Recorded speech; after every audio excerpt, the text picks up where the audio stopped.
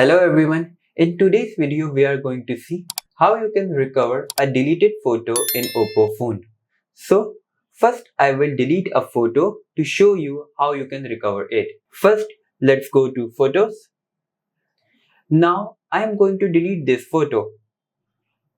Tap on delete. Now as you can see the photo is deleted.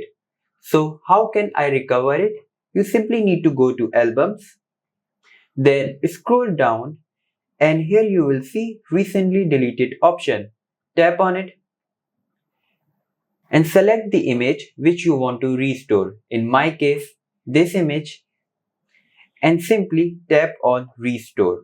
Then tap on restore and my photo is restored. Let's check.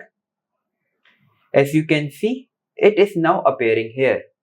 So I hope you like this video. If you do like, please hit like, subscribe, and I will meet you in next video.